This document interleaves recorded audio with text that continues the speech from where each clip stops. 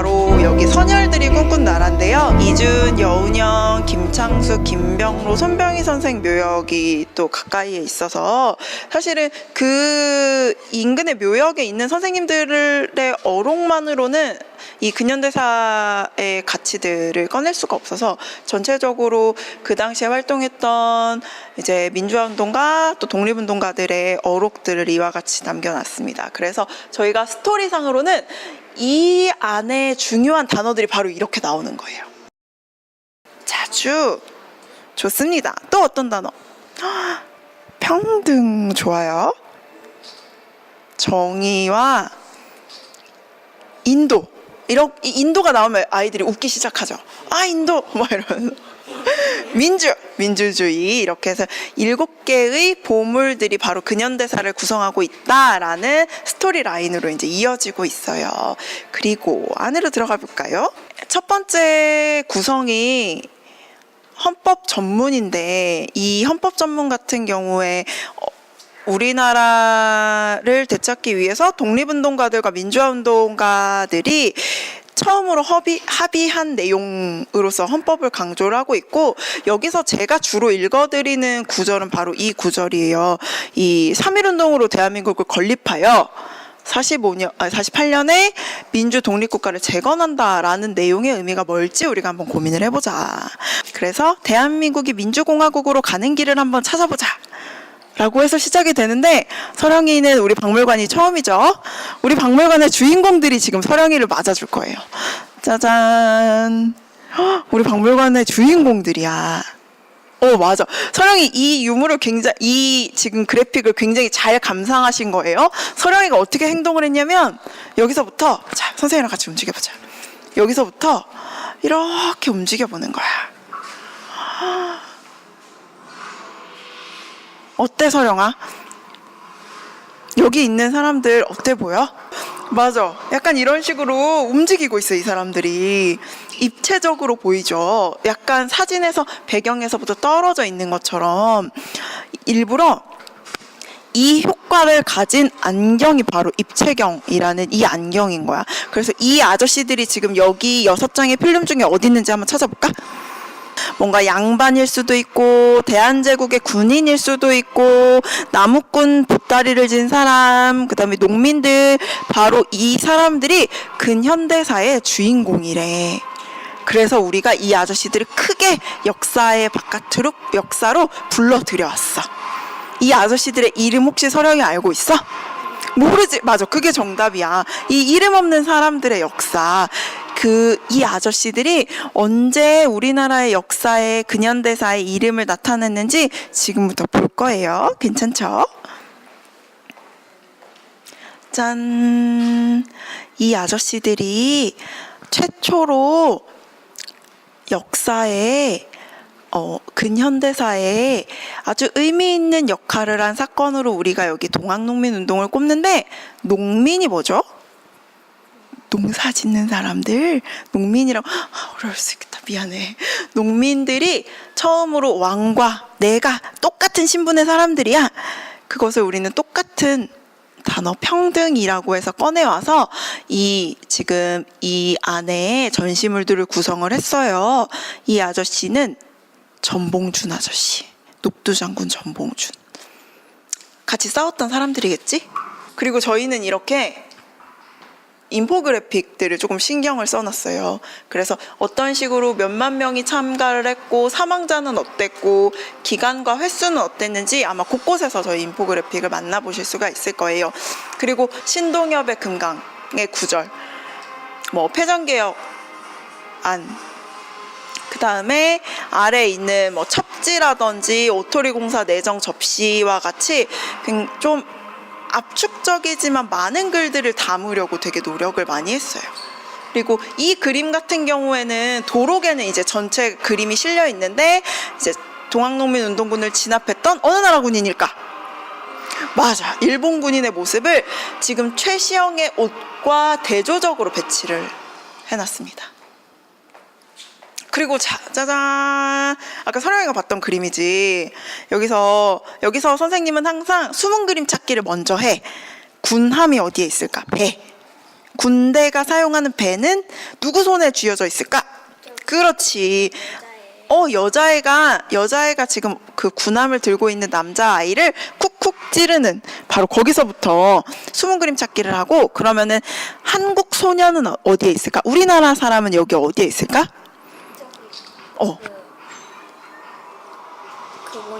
어떤 큰 애 손 잡고 있는 애 뒤에. 그렇지. 큰 애 손을 잡고 있는 아이 뒤에 조그맣게 매달려 있는 아이를 우리나라 사람으로 그린 거야. 그리고 그러면은 저 큰 애 손을 잡고 있는 중간 크기의 아이는 어느 나라 아이일까? 맞아. 그러면은 그 아이 저 뒤쪽에 자기의 만두 그릇에 만두를 누구한테 빼앗겼어?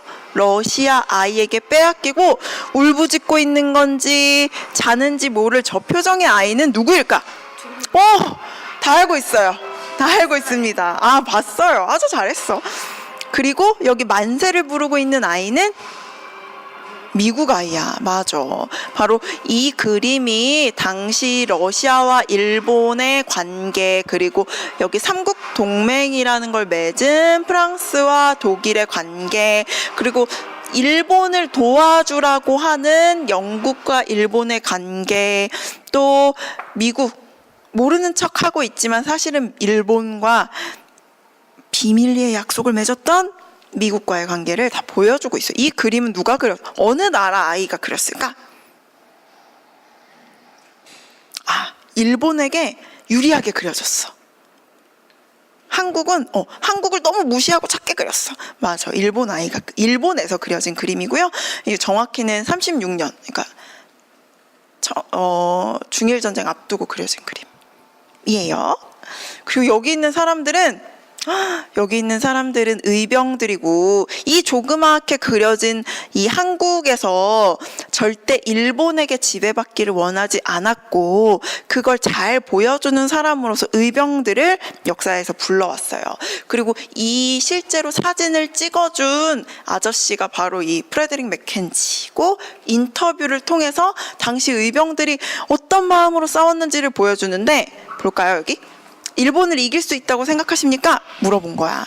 일본을 이길 수 있다고 생각했을까? 이 아저씨들이? 맞아. 여기에 이렇게 전시를 잘 봤네요. 이기기 힘들다는 것을 알고 있대. 그런데 우리 어차피 싸우다 죽을 수밖에 없겠지만 그래도 싸우기로 한 거야. 이 아저씨들 그래서 어떻게 됐을까? 맞아. 얼마나 열심히 싸우다 죽었는지가 바로 여기 나와 있어.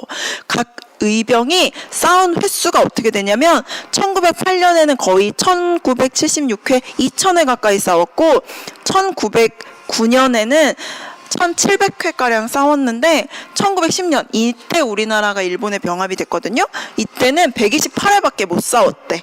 왜? 지금 서영이 말대로 그 사이에 많이 죽었거든. 이 모습을 지금 여기 아주 짧게 우리가 코너로 만들어 놓은 거야. 그리고 여기 있는 의병장은 지금 어떨 때 찍힌 사진인 것 같아요? 잡혀갔을 때. 맞아. 저 아저씨도 지금 잡혀갔을 때 찍은 사진인 거고, 이 아저씨, 의병장 아저씨도 잡혀갔을 때 찍은 사진인 거야. 근데 반대로 생각해보면은 당시 의병들이 얼마나 열심히 활동했길래 일본군들이 다 이 사람들을 잡아서 사진으로 남겨놨을까? 그치. 되게 열심히 싸웠나 봐. 그치. 그럼에도 불구하고 안타깝게 우리가 일본에게 나라를 빼앗기고 말았어. 그때 당시 이제 이런 데에 저희 포인트가 있다고 저는 생각을 하는데, 이런 일반적인 흔히 볼 수 있는 사진들 말고도 이렇게 끌어당겨온 사진, 글들이 되게 많아요. 그리고 여기 홍범식의 유서 같은 경우에 위에 있는 이제 홍명희의 아버지로서 어떤 식으로 부자가 독립운동을 어떤 정신으로 했는지도 이렇게 나타내고 있고요. 네, 이쪽으로 올까요? 여기 있는 유물은 이제 가까이 이준 열사 묘역이 있어서 저희가 또 이준의 헤이그 특사와 관련된 이제 자료들을 배치를 했습니다. 그럼에도 불구하고 우리나라가 일본에게 나라를 빼앗겨서 지금 이 아저씨는 빼앗긴 조선의 초대 총독이었던 데라우치 마사다케라는 아저씨야. 되게 못생겼어.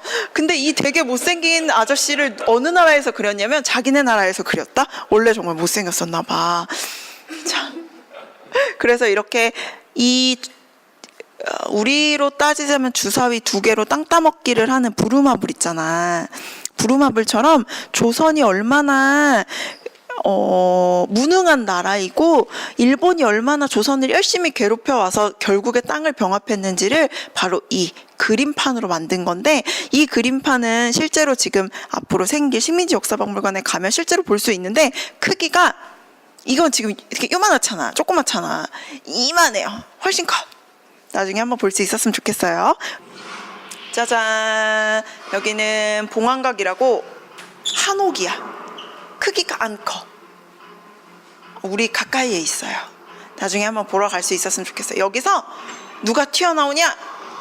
민족대표 33인과 아까 설영이가 얘기한 손병희 선생이 튀어나와. 손병희 선생이 이 봉황각이라는 건물을 지을 때 독립운동을 해야지 라고 생각하고 지었대. 보성사가 3.1 독립선언서를 인쇄한 곳이에요. 굵은 글자만 한번 집중해서 볼까? 독립, 자주, 평등, 독자적 생존의 권리, 이런 것들을 주장한 게 바로 3.1 독립선언서였어. 이게 누굴 것 같아? 군민일 거. 군인 맞아. 일본 군인들 맞아. 혹시 가봤어요? 탑골공원? 파고다공원? 모르겠어요. 기억이 안 나요.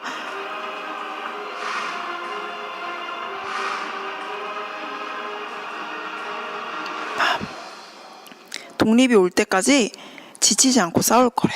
사실은 이 운동 이후에 우리가 바로 독립을 한 건 아니었거든. 나라를 되찾지 못했어. 하지만 계속 싸울 거라고 생각했어. 다리 아프지?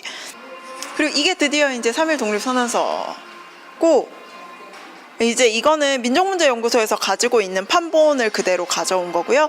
그리고 서령아, 이 3명의 사람 누구 같아? 모자 쓴 사람? 다리 아파. 모자 쓴 사람 누구 같아? 맞아. 당시 헌병경찰들. 그리고 저기 훈장을 찬 아저씨는 대표적인 친일파로 얘기하는 이완용 아저씨. 그 사람이 지금 이렇게 만세를 부르는 우리를 이렇게 무섭게 노려보고 있는 거지. 그런 상황을 연출한 겁니다. 서령아, 이거 한번 위로 올려볼래? 위로 올려보자. 서령이라면 이걸 어떻게 볼까? 그렇지. 무엇을 클릭해볼까? 어떤 걸 클릭하면 좋을까? 한번 눌러볼까? 이렇게 개별적으로 활동들을 볼 수 있게 해놓은 거야. 그리고 좀 더 위로 올려줘 볼까? 그렇지.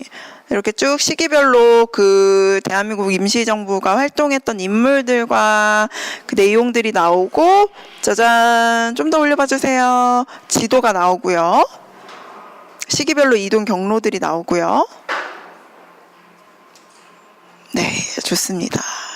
이렇게 활동 시기를 쭉 볼 수 있게 해놨는데, 이 내용을 잘 안 봐요. 왜냐면 저희가 이 통로 가운데 있어가지고 못 보고 지나치세요. 그래서 저희도 안타깝죠. 저희는 여기서 항상 김구 찾기, 이시영 시니키 찾기 이런 것들을 하고 있습니다.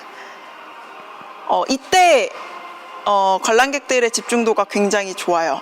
왜냐면 아는 사람들의 이름이 나와서. 네. 그리고 저희가 또 제가 개인적으로 굉장히 좋아하는 부분이고, 특히 예전에는 이제 임시의정원의 선거를 가지고 이 시기에 남녀가 똑같이 선거권을 가진다라는 이 법을 이렇게 성문화했다는 것 자체가 갖는 의미가 뭘까? 이렇게 한번 생각을 해보자라고 하고, 여기서 그래서 이렇게 장군과 윤현진이 3조 남녀 글자를 넣고 빼는 것이 어떤 의미인지에 대해서 설명한 부분들을 집중해서 보고 있습니다. 남녀 평등은 인류 원칙상 당연한 것이다 라는 말이 저는 되게 좋더라고요. 여기는 사실 영상도 좋고 이 연표들도 굉장히 좋은데, 상대적으로 이 의열투쟁이라는 말이 갖는 그 의열단과 한인애국단 내용들이 좀 이렇게 강조가 되어 있지 않고 섞여 있어서 조금 많은 분들이 혼란스러워 하시는 공간이긴 해요. 하지만 제가 좋아하는 공간인데 이쪽은 의열단, 이쪽은 한인애국단. 그래서 이렇게 칠가사 롭파괴에서 사람들이 난리가 나죠. 아, 이런 게 이렇게. 그리고 이런 게 이렇게. 막 이렇게. 네. 하지만 여기까지 많은 인원들이 들어올 수가 없어서 항상 그 밖에서 끝내서 조금 안타깝고. 이 영상 좀 재밌어요. 김상옥 의사 주제로 한 영상들 저희 재밌다고 생각하고 있습니다. 이 영상들은 저희가 또 유튜브에 다 공개를 해놨거든요. 근데 많은 분들이 또 약간 저희 이제 근현대사 기념관의 이름 자체를 검색을 안 해보시다 보니까 늘 안타깝게 생각하고 있고, 이렇게 뭐 이육사라는 이름은 잘 아는데 왜 감옥에 갔을까? 뭐 이런 이야기들을 계속 하고 있고, 그리고 이제 그것들이 군대로 만들어지면서 굳이 이제 이 두 분을 가져다가 썼고, 당시의 사진들을 배열을 해놓고 그 단원들이 선서하는 태극기 이런 식으로 이제 동선을 유도를 하고 있고요. 그래서 고개만 돌려서 이쪽을 볼 수 있게 하고, 저는 여기서 이제 뭐가 보이냐 이렇게 많이 찾지만 주로 얘기해 주는 건 사실은 뭐 저기 미성혁명, 여기 가로로 미성혁명 부분을 제일 좋아해요. 그리고 또 이 태극기가 46년에 만들어진 거기 때문에 당시 이제 광복군들이 그걸 어떻게 받아들였을까를 이야기를 합니다. 그림 대단한데요. 그렇죠. 무쇠팔뚝에 팔뚝질하는 저 그림 자유의 종을 올리는. 네. 그리고 이제 서명포, 그리고 저희가 자랑하는 지도. 네, 너무 괜찮죠. 저는 이 파트가 되게 좋더라고요. 그래서 어떤 식으로 독립운동가들이 어떤 공간을 가지고 싸웠는지, 그리고 그게 이제 시기별로 어떤 식으로 나타내고 있는지, 뭐 동북항일연군까지. 근데 이거 같은 경우에는 친구들이 지금 교과서에서 많이 이제 소략해서 넘어간다고 하더라고요. 그래서 그런 부분들을 조금 이걸 통해서 봤으면 좋겠다 하고, 여기가 이제 독립관 일기, 실제 일기 파트. 네, 읽을 수 있게. 아이고, 이렇게. 네, 장정까지 네 나가고 있습니다. 그리고 조선혁명 선언과 광복 잡지 2개. 그러니까 조선혁명 선언 자리가 원래 저기가 저렇게 안 되어 있었으면 저쪽으로 가려고 했었는데 공간이 잘 안 되어 있어서 이쪽으로 왔고, 마지막으로 포고문까지 해서 이제 광복군의 복장을 끝으로 이 독립운동의 파트가 끝나게 되고요. 두 번째는 영상으로 이제 시대의 마감 민주의 마중이라는 제목으로 영상 2편이 있는데요. 잠깐 시간이 괜찮으면 보고 가실까요? 네.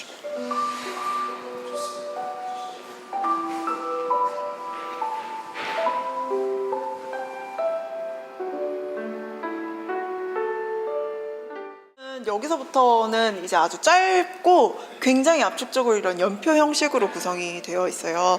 그래서 이런 글들, 당시에 쏟아졌던 글들과 그다음에 당시에 이제 포스터들. 저 이거 너무 좋더라고요. 네. 미 항모국에서 만든 거라고. 이것도 굉장히 의도적으로 만든 건데 굉장히 실제가 훨씬 더 알록달록하고 예쁘더라고요. 그리고 이제 이 당시에 나왔던 45년부터 48년까지 나왔던 책들. 뭐 책 제목을 한번 보면서 당시의 상황을 유추해보자 이런 프로그램들을 또 하고 있고요. 네, 맞습니다. 네,